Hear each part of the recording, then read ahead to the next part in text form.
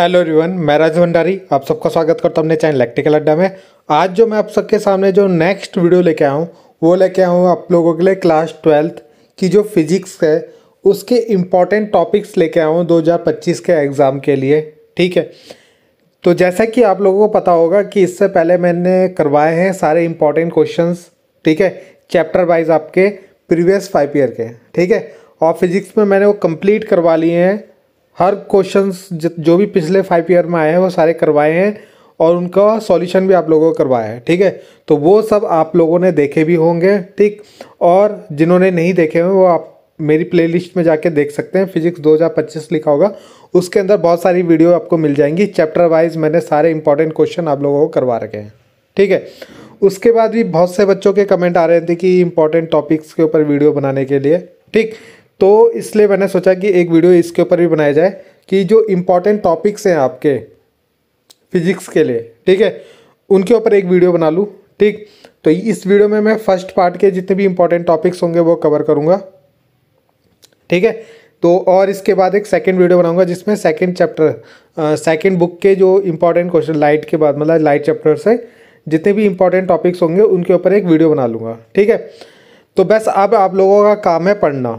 ठीक, सारा मैंने करवा दिया है।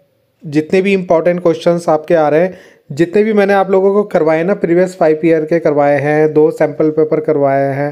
ठीक है, हाफ ईयरली का पेपर आपने दे दिया है, प्री बोर्ड का पेपर आपने दे दिया होगा। ठीक है, तो इतने पेपर अगर आपने कर लिए ना तो आपका ये लगा लो 10 या 15% ही छूटा होगा जो आप लोगों का सिलेबस आपका रह गया होगा। ठीक है, बाकी आप लोगों का 80-85% तक तो कंप्लीट हो गया होगा सिलेबस।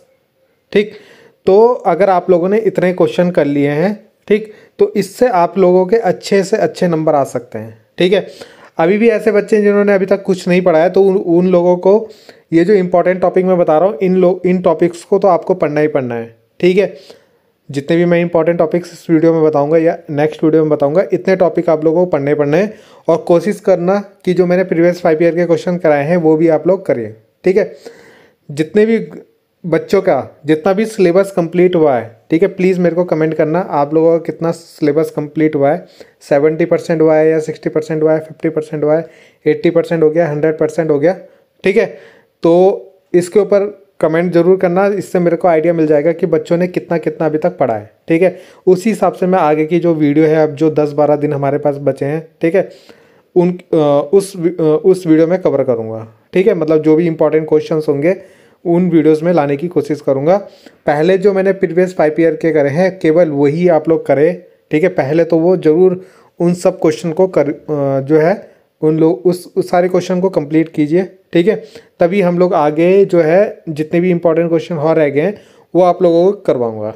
ठीक है, तो उन क्वेश्चनों को करना आप लोगों को मतलब बहुत ज़रूरी है। आप लोग जब करोगे ना तभी आप लोगों को पता लगेगा।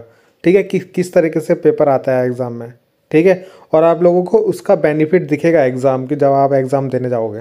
ठीक, तो यहाँ पे अगर हम पहले चैप्टर की बात करें तो electric field due to an electric dipole यानी इलेक्ट्रिक डायपोल यानी वैद्युत द्विध्रुव के कारण जो वैद्युत क्षेत्र बनता है। ठीक है, कहाँ पे अक्षय स्थिति और निरक्षय स्थिति यानी एक्सियल पोजिशन और इक्वेटोरियल पोजिशन, पहला टॉपिक ये सबसे इंपॉर्टेंट है। उसके बाद vector form of Coulomb's law, Coulomb's law को वेक्टर फॉर्म में कैसे लिखते हैं, सुपरपोजिशन थ्योरम यानी अध्यारोपण का सिद्धांत इसी के अंदर आता है ये भी। ठीक है, तो ये टॉपिक बहुत इंपॉर्टेंट है। पिछली बार इससे आपका एक न्यूमेरिकल मतलब ये वाली डेरिवेशन पिछले एग्जाम में आई थी आपकी। ठीक है, टॉर्क कैसे निकालते हैं, टाउ। ठीक, एक समान वैद्युत क्षेत्र होगा। ठीक है, में बल आघूर्ण होगा ये।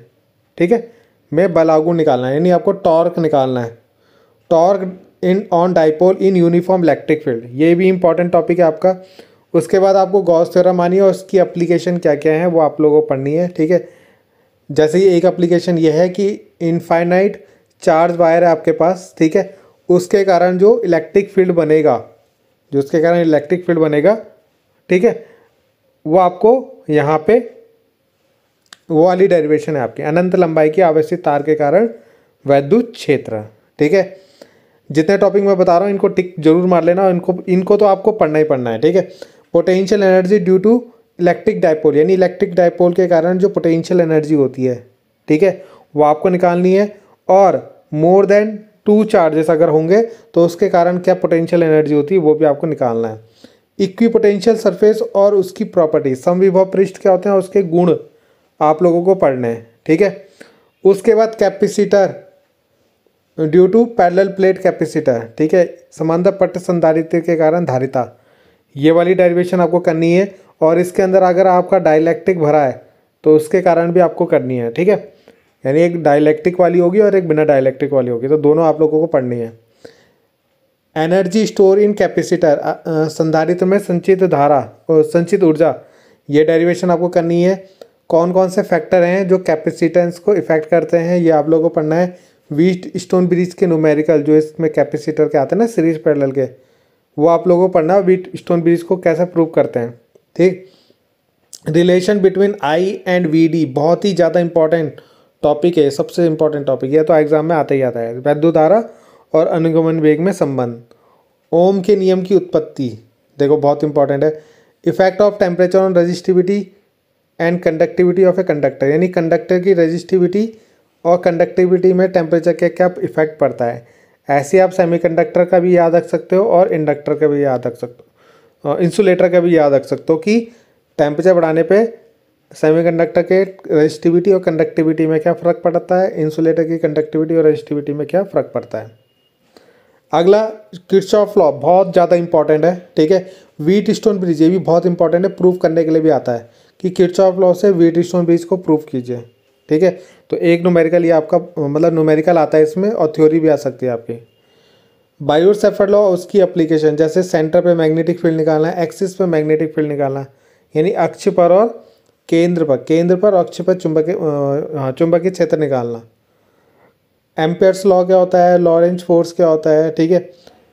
Motion of A charge particle uniform magnetic field के अंदर चार्ज पार्टिकल का मोशन, ठीक, ये डेरिवेशन आपकी इंपॉर्टेंट है, इसमें न्यूमेरिकल भी इंपॉर्टेंट है, ठीक है। गैल्वेनोमीटर का कन्वर्जन, यानी गैल्वेनोमीटर को एमीटर में कैसे बदलते हैं, वोल्टमीटर में कैसे बदलते हैं, और गैल्वेनोमीटर की वर्किंग और डायग्राम के साथ ये आप लोगों को पढ़नी है, ठीक है। और कन्वर्जन मतलब गैल्वेनोमीटर को एमीटर में कैसे बदलते हैं और वोल्टमीटर में कैसे बदलते हैं, ठीक है। उसके बाद properties of magnetic field lines, ये आप लोगों को पढ़नी है, ठीक है। मैग्नेटिक फील्ड लाइंस की जो प्रॉपर्टी है, चुंबकीय क्षेत्र रेखाओं के गुण, ठीक है। अब इसके अंदर ना एक वो भी आता है आपके पास, चलो इसका ही बताता है। Torque on A bar magnet in a magnetic field, यानी चुंबकीय क्षेत्र में स्थित चुंबक पर बलागुण, ठीक है। एक डेरिवेशन आपकी ये है। एक टॉपिक आपका वो रह गया था इसमें, जैसे डायमैग्नेटिक, पैरामैग्नेटिक, फेरोमैग्नेटिक सब्सटेंस क्या होता है, यानी अनुचुंबकीय, प्रतिचुंबकीय, लो चुंबकीय क्या होते हैं, ठीक है। वो टॉपिक भी इसके अंदर पढ़ लेना, ठीक है, वो छूट गया था यहाँ पे। उसके बाद इलेक्ट्रोमैग्नेटिक इंडक्शन क्या होता है, वैद्युत चुंबकीय प्रेरण, इसकी डेफिनेशन, फैराडे के नियम, लेंज लॉ और उसका एनर्जी कंजर्वेशन यानी लेंज का नियम, ठीक है, ये आप लोगों को पढ़ना है। सेल्फ इंडक्शन क्या होता है, एनर्जी स्टोर इन इंडक्टर में जो एनर्जी स्टोर होती है, ठीक है, उसकी डेरिवेशन। म्यूचुअल इंडक्शन क्या होता है, mutual induction of two long solenoid के बीच में म्यूचुअल इंडक्शन, ठीक है। ऐसी सेल्फ इंडक्शन के अंदर भी होगी आपकी डेरिवेशन, ठीक है। फैक्टर अफेक्टिंग और म्यूचुअल इंडक्शन, डिस्प्लेसमेंट करंट, ये आप लोगों को टॉपिक जो है बहुत इंपॉर्टेंट है। डिस्प्लेसमेंट करंट की डेफिनेशन जरूर पढ़ के जाना, पिछले बार आई थी एग्जाम में, ठीक है। उसके बाद आता है एसी वाला चैप्टर, यानी आरएमएस वैल्यू क्या होती है, पीक वैल्यू क्या होती है, इनमें रिलेशन क्या होता है, और इनके ऊपर न्यूमेरिकल आपको करना है। आरएलसी सर्किट का तो न्यूमेरिकल पक्का आता है एग्जाम में। ट्रांसफार्मर क्या होता है ना, इसके ये टाइप्स ऑफ ट्रांसफार्मर क्या है, ठीक। ट्रांसफार्मर में लॉसेस क्या होते हैं, है ना, ये आपको पढ़ना है। वाटलेस करंट क्या होती है, यानी वाटहीन धारा क्या होती है। रेजोनेंस, सीरीज रेजोनेंस क्या होता है, ठीक। तो ये इंपॉर्टेंट है, इसमें इस पर तो न्यूमेरिकल आता ही आता है आपका, और ट्रांसफार्मर में भी न्यूमेरिकल आ जाता है एग्जाम में, ठीक है। अगला है characteristics of electromagnetic wave, electromagnetic spectrum क्या होता है, प्रोपोगेशन ऑफ ईएम वेव, ठीक है, यानी ईएम वेव का प्रोपोगेशन किस तरीके से होता है। तो ये टॉपिक थे आपके, ठीक है, जितने मैंने अभी तक टॉपिक बताए ये तो आप लोगों के टॉपिक है। न्यूमेरिकल आपको किस किस चैप्टर के पढ़ना है, इलेक्ट्रिक फील्ड के न्यूमेरिकल करना है, इलेक्ट्रिक फोर्स के न्यूमेरिकल करना है, कैपेसिटर के न्यूमेरिकल करना है, सेल और ईएमएफ के न्यूमेरिकल करने हैं, किर्चॉफ लॉ के न्यूमेरिकल करने हैं, magnetic field on this centre and axis, इसके न्यूमेरिकल करने हैं आपको। पैरेलल, दो समांतर तारों के भी लगने वाला बल, इसके ऊपर न्यूमेरिकल करना है, ठीक है। Motion of charge inside a uniform magnetic field, इसके न्यूमेरिकल करने हैं आरएलसी सर्किट के, ट्रांसफार्मर के। और ये तो मैंने यहीं पे लिखा हुआ है, ये कौन सा 6th वाली वायर, 6th वाला पॉइंट है ना, वही है उसके न्यूमेरिकल, ठीक है। इसके न्यूमेरिकल बहुत आते हैं 6th वाले के, तो इसको भी कर लेना। तो इतने टॉपिक थे आपके जो फर्स्ट बुक के इम्पॉर्टेंट टॉपिक हैं जो आप लोगों को कवर करने हैं, ठीक है। इन टॉपिक्स को आपको पढ़ के जाना ही जाना है, यहाँ से आपके क्वेश्चंस बनने ही बनने हैं, ठीक है। तो इतना ही था इस वीडियो में, बाकी मिलते हैं नेक्स्ट वीडियो में। Thank you.